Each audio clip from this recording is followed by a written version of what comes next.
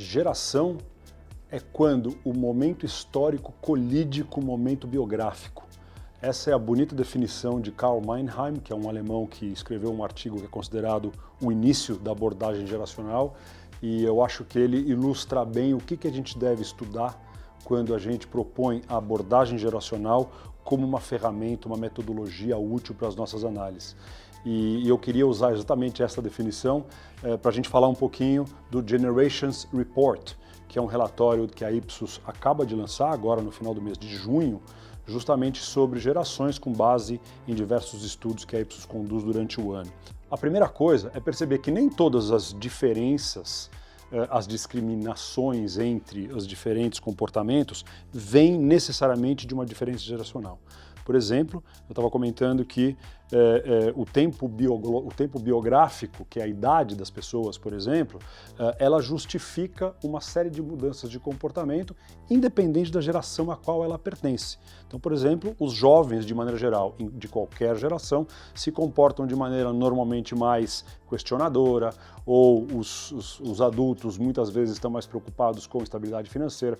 Essas são mudanças que dependem muito mais do momento de vida, portanto do tempo biográfico, do que propriamente das gerações.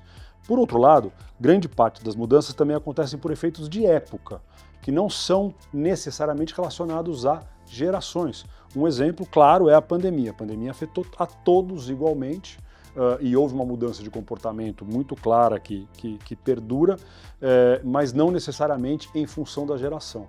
A mudança real, o estudo geracional real, deve analisar o que a gente chama de efeitos de corte, que são diferenças reais e duradouras entre as gerações, mas que consideram justamente isso, o tempo biográfico, portanto, a idade, a evolução das pessoas, junto com o tempo histórico, junto com o contexto em que essas pessoas estão sendo desenvolvidas. Este é o verdadeiro estudo geracional e o mais relevante. Esse é o primeiro olhar que a gente queria trazer. Muitas vezes a gente confunde idade com geração e não estão relacionados. O segundo ponto é um pouquinho entrando já em alguns detalhes geracionais. Falando um pouquinho da geração Z, talvez seja a geração mais falada hoje, mais comentada, mais analisada, justamente porque são as pessoas que estão agora entrando no mercado de trabalho, se tornando relevante para as marcas das empresas. Eu acho que a clareza é que a geração Z, assim como nenhuma geração, mas a geração Z em particular, ela está muito longe de ser homogênea. Isso é verdadeiro, como eu falei, para todas as gerações, mas a gente tende a estereotipar os jovens, né, como a gente muitas vezes trata os componentes da geração Z, como um grande grupo homogêneo ligado à tecnologia, ligados a comportamentos mais liberais. E eu vou dar um exemplo muito claro que mostra que há uma divisão enorme entre crenças de diferentes membros da geração Z. Considerando homens e mulheres, a gente vê uma diferença muito grande em visão progressista. Os homens da geração Z, eles são muito mais conservadores, muito mais alinhados a partidos populistas, muito mais contrários a valores progressistas ligados, por exemplo, identidade de gênero, direito trans, visão do papel do Estado, do que as mulheres da geração Z. Estas sim apresentam uma visão muito mais progressista, muito mais tolerante, e isso a gente consegue enxergar uma abertura, um gap, uma diferença de comportamento tão grande que é muito maior, inclusive, do que entre homens e mulheres de outras gerações, de gerações anteriores, por exemplo. Este é um sinal de que a gente sempre tem que analisar um pouquinho mais de granularidade para evitar grandes estereótipos.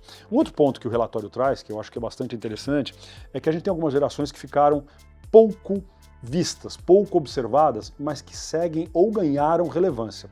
E eu estou falando em particular da geração X, aquelas pessoas que nasceram entre 64 e 1981, segundo grande parte dos autores. Geração X hoje, portanto eles têm entre 46 e 59 anos, é quem mais detém poder nas organizações particulares, nas empresas, é quem está ganhando poder político cada vez mais e que detém a maior parte dos recursos financeiros dos principais países. Então, o que a gente está vendo é que, muitas vezes, gerações que a gente não está observando, não está conversando com eles, não está entendendo, não está analisando o momento, são muito mais poderosos e influentes do que a gente imagina. A gente tende sempre a olhar para as gerações mais jovens. E isso ganha ainda mais relevância quando a gente observa a pirâmide etária. As gerações mais numerosas, na grande maioria dos países, já nasceram, quer dizer, a gente não está mais naquela pirâmide. Então a gente tem uma geração X que é muito numerosa, nem sempre mais numerosa que a geração Z, mas muito numerosa também e extremamente influente. E um sinal de que ela é muitas vezes esquecida por marcas e pesquisas é que a geração X recebe 4 vezes menos atenção do que a geração Z. Como a gente estava dizendo, as gerações mais novas geram mais interesse e mais curiosidade, mas a gente está deixando aqui uma oportunidade enorme de entender grande parte dessa geração mais influente, que é a geração X.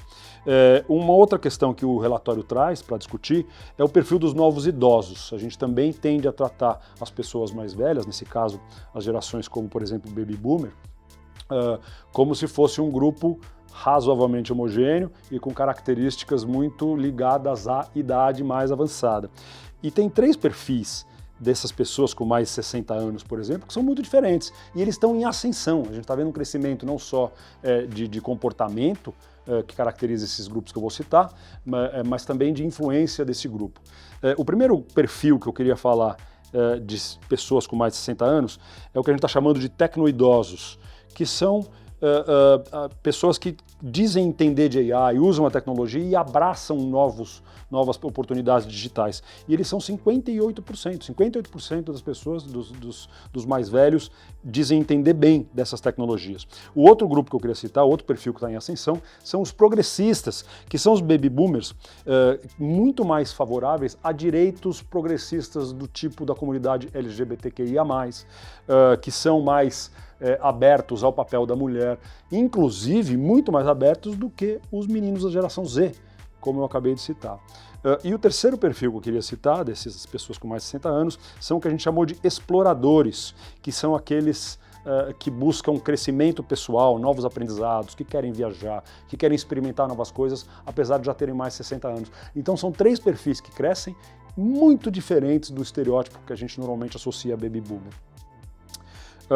É claro que essa análise ganha enorme relevância para as empresas, todos esses fatos, então a observação dessa abordagem geracional, ela devia crescer em importância.